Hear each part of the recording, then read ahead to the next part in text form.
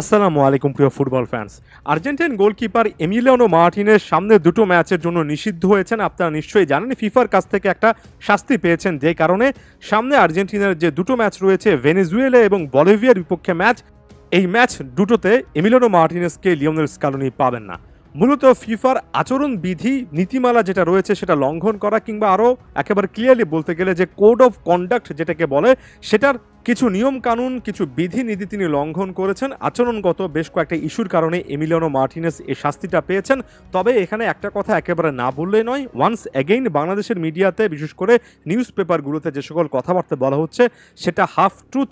বারবার করে এমিলিয়ানো মার্টিনেজের এবারের কোপা আমেরিকা জয় করার পরে ঠিক একই রকমের স্টাইলে এবং কিছুটা হলেও বিতর্কিত স্টাইলে সেলিব্রেশনটার কথা মেনশন করা হচ্ছে। তবে একই সঙ্গে এটাও সত্য যে এমিলিয়ানো মার্টিনেজের বিরুদ্ধে শুধুমাত্র অভিযোগ কিন্তু সেটা নয়, মূল অভিযোগের একটা জায়গা হচ্ছে কলম্বিয়ার বিপক্ষে ম্যাচের পরে ক্যামেরাম্যানের ক্যামেরায় আঘাত করেছেন এবং সেখানে একটা বিতর্কিত আচরণ করেছেন, যেটা আসলে এমিলিয়ানো মার্টিনেজকে এই সাসপেনশনের দিকে নিয়ে গিয়েছে।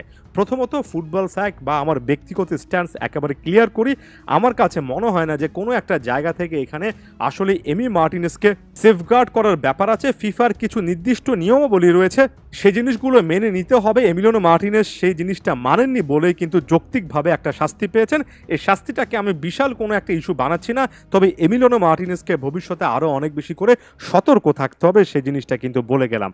আমি তাদের প্রতি কোনোভাবে সমব্যথী নয় যারা বারবার করে আর্জেন্টিনার সাফল্যকে দেখে শুনে বুঝে মেনে নিতে না পারে, নিজের মনের একটা যে জ্বলন হচ্ছে সেটা থেকে ফিফার এই সুবিধা ওই সুবিধা পেয়ে আর্জেন্টিনা এই ট্রফি দিয়েছে এমন খোরা, উদ্ভট এবং মস্তিষ্ক বিকৃত টাইপের যুক্তি তুলে ধরে। তবে একই সঙ্গে এই জিনিসটা মানতে হবে, আপনি আর্জেন্টাইন ফ্যান হিসেবেও মানতে হবে যে এমিলিয়ানো মার্টিনেজ এর আগেও এমন টাইপের আচরণের জন্য, এমনকি বিশ্বকাপ জয় কিংবা এর আগে কোপা আমেরিকা 2021 জয়ও সমালোচিত হয়েছেন।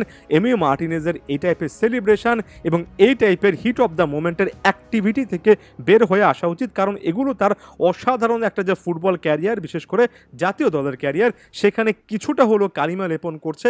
আশা করব এমি মার্টিনেজ ভবিষ্যতে আরও বেশি করে মানসিক পরিপক্কতার আসলে এখানে প্রমাণ দেবেন। এখন লিওনেল স্কালোনির জন্য এটা কি মেসেজ বহন করে?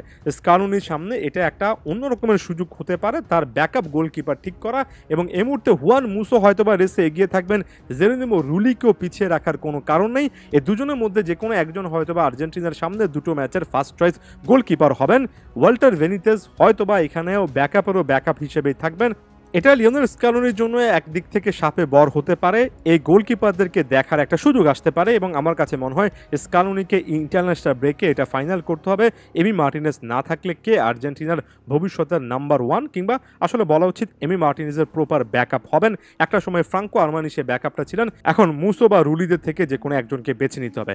হুয়ান মুসো বর্তমান সবাই ক্লাবের নামের দিক থেকে এগিয়ে থাকবেন, অ্যাথলেটিকো মাদ্রিদে জয়েন করেছেন, যদিও ইয়ান ওবেলাকের একজন ব্যাকআপ হিসেবে জয়েন করেছেন। তবে মুসোকে কেন্দ্র করে আগ্রহটা অনেক বেশি থাকার কথা। তবে রুলির কথা ভুলে যাবেন না, অলিম্পিক মার্শের জার্সিতে রুলিকে কিন্তু ধারাবাহিকভাবে দেখা যাচ্ছে। যাওয়ার আগে আপনাদের কাছে প্রশ্ন থাকবে, এমি মার্টিনেজের জায়গায় কাকে আসলে ব্যাকআপ গোলকিপারদের মধ্যে নাম্বার ওয়ান স্পটে অর্থাৎ একাদশে আসার মতো অবস্থায় দেখছেন? ধন্যবাদ সবাইকে।